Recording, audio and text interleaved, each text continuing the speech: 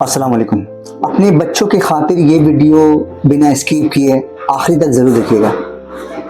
एक बच्चा घर में खेल रहा था, खेलते खेलते घर की खिड़की के जो कांच होता है उसे टूट जाता है, आवाज़ होती है।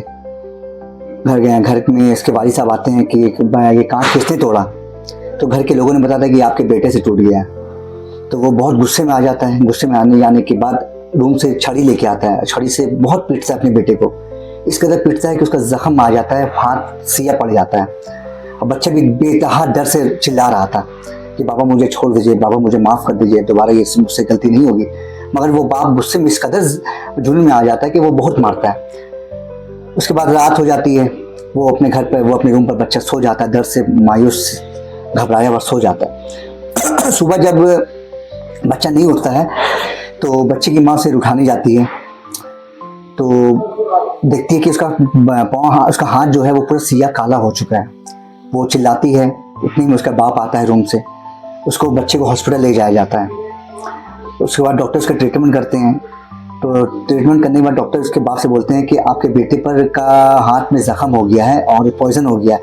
आपने जिस छड़ी से मारा था वो छड़ी आलूदगी, जहर वाला आलूदगी था, पॉइज़न होगा। और मन देखते हैं कि छड़ी में पिरेक लगा रहता है, तो उस टाइप का छड़ी था, उससे उसके हाथ में ज़ख्म हो गया, पॉइज़न हो गया। पॉइज़न इस कदर बढ़ गया था कि उसको वो पॉइज़न पूरे जिस्म में जाने वाला था।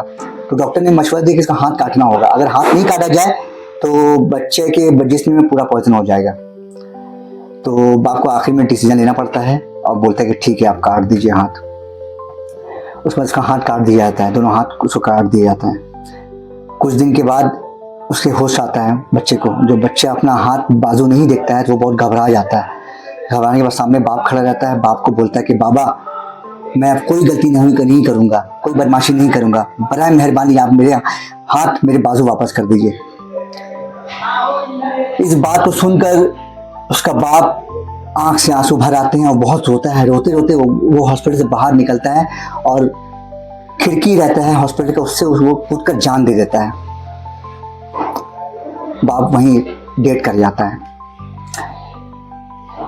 तो उससे सबक ये मिलता है कि एक लम्हा का गुस्सा पूरी जिंदगी का पछतावा बन सकता है। गुस्सा अमूमन हमारे शरीयत में कि गुस्सा हराम होता है। गुस्सा जब इंसान को आ जाता है उसमें शैतान हावी हो जाता है।